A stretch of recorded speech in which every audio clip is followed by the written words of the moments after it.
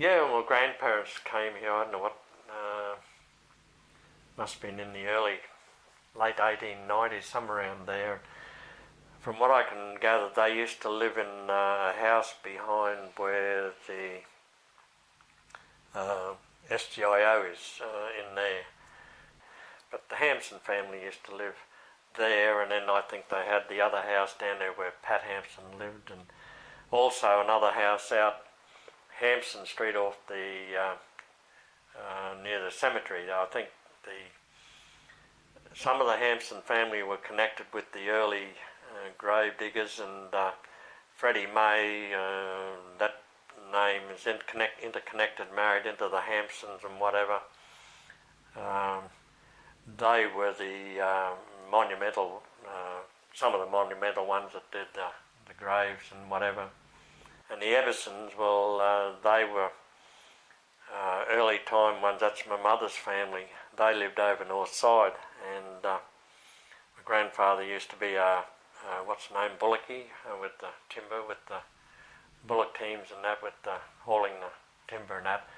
And then my mother's brother, he used to look after the Carrick Sawmill, it was at the time. He was the boss down there. And my grandfather on Dad's side, he used to work at Carrick's too. They used to a lot to do with the timber industry.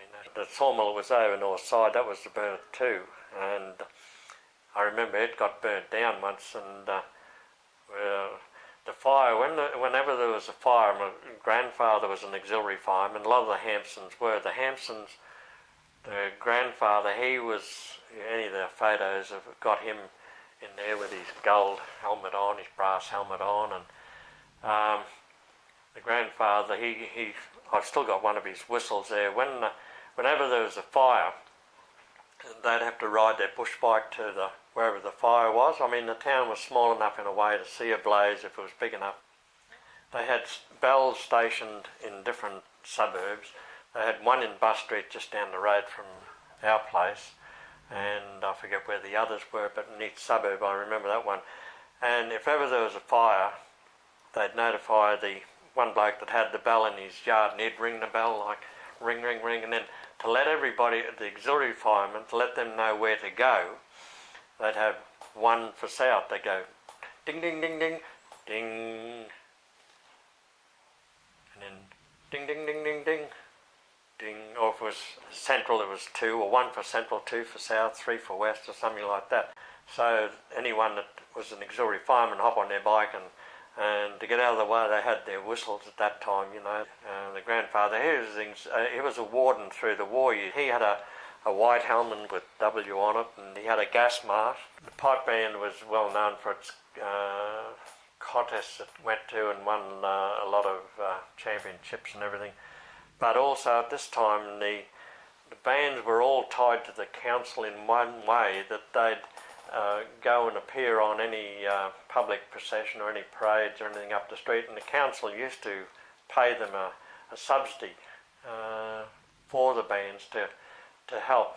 And, the bands, because the bands didn't have a lot of money, or they had to raise their own money, but the council did pay them a subsidy to appear on like Anzac Day or any parades that were a public function, you know.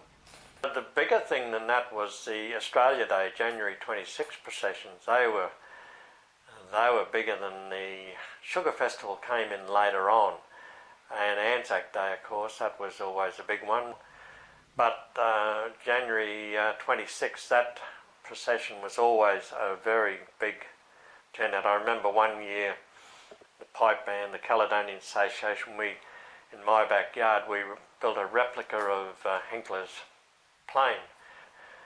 We used the wheels of a trailer of mine, built it all, had it all ready to go, and that weekend it poured, or there was a cyclone came, and the whole procession was cancelled. It wasn't postponed or anything, and we'd made this plane for nothing. So we had the propeller on the front, built specially for it, and one of the band's guys, his daughter was going to sit in the cockpit and wind the propeller as it was towed down the street, but it never eventuated because got washed out. But many years we put in different floats, and the band would march behind it or in front of it, and then the Scottish dancers would march behind it and that too.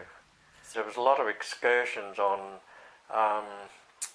sports trips like rugby league, and these were old steam trains with the old steam carriages, and rugby league would go up to Rockhampton, and they'd get a full train of people supporting the Bundaberg football team going up to play Rocky, and going to Maryborough with hockey. I went to Maryborough a few times with hockey. The hockey was well patronised too by plenty of teams and that, and they'd have a train load and pull out. And one of the things of these trips was when the trains were coming home, this happened pretty regularly and was expected. Some of the opposing, Maryborough, when the train was pulling out of Maryborough, some of the Maryborough guys had pelt the train with rotten eggs and this type of thing, a send-off sort of thing. And of course the Bundaberg, when Maryborough come up here, they'd do the same to them as they're going out,